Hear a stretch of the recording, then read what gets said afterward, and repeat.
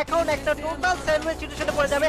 RS কে কিলগুলো secure করে ফেলবে। এরই সাথে ইএক্সির প্লেয়ারগুলোকে আরএস কে ফিনিশ করে দিতেছে। দুইটা প্লেয়ার আছে, রেজার প্লেয়ার ইএক্সি থেকে পুশ করতেছে, আরএস কে প্লেয়ার ইএক্সি থেকে পুশ করতেছে। এখন কথা হলো যেহেতু ইএক্সি একটু নিচের দিকে চলে গেছে, এখন আমার মনে হয় আরএস কে ভার্সেস রেজার একটা 4v4 ফাইট আমরা দেখতে পারবো।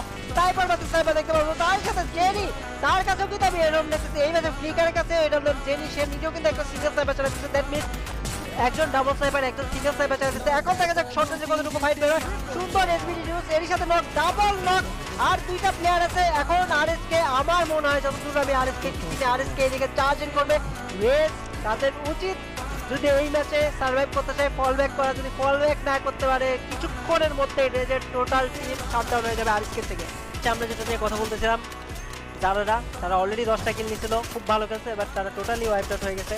তারা সার্ভাইভ করতে পারতেছে না, প্রথম থেকে কিল তুললে সার্ভাইভ করতে পারতেছে না, বাট আরএসকে 12টা কিলের সাথে সার্ভাইভ করতেছে। তাদের সামনে আরো একটা টিম। এখন দেখা যাক এই ফাইটটা তারা কিভাবে বের করে। দা গটের সাথে আরএসকে একটা 4v4 ক্লাশ। রাইট সাইডে নিচের দিক থেকে আরএসকে ড্যামেজ দেওয়ার চেষ্টা, গটের দিকে ড্যামেজ দেওয়ার চেষ্টা, ফিগারের অস্থির লেভেলের স্নাইপিং, শর্ট রেঞ্জে চার্জিং, জেনি নকডাউন করে দিচ্ছে আরেকটা প্লেয়ার। দা গটের আরেকজন প্লেয়ারকে নক, ফ্লিকারের অস্থির স্নাইপিং, আরো একটা ওয়ানে শর্ট রেঞ্জে।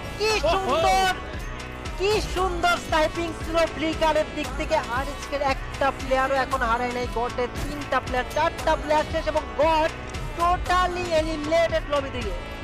ভাই সাব লেখা কি খেলা দেখো, আমি একটু আগে বলছিলাম ফার্স্ট প্লেস রাশিং খেলা যদি তোমার দেখতে পছন্দ ওই স্নাইপার প্লেয়ারের কাছ থেকে, তাহলে ফ্লিকারই একমাত্র চয়েস তোমার হতে পারে। ফ্লিকার এখন যে খেলা দেখাচ্ছে একে একে করে সবগুলা এনিমিকে ড্যামেজ দিয়েই চলেছে অলরেডি হচ্ছে 6টা কিল রয়েছে। নেজার, কুটকুট, জেনি এখন যাবে পুশ করতে, এটা হচ্ছে সুবর্ণ সুযোগ বুয়াটা লুপে নেয়ার। শুধুমাত্র দুটো টিম রয়েছে বর্তমানে, একজনকে ডাউন করে দেওয়া মানে গেমের টিম অলরেডি একদম লাইভ যে খেলায় বর্তমানে এখন চলছে সেটা হয়তো আরএসকে দিকেই মুভ করছে।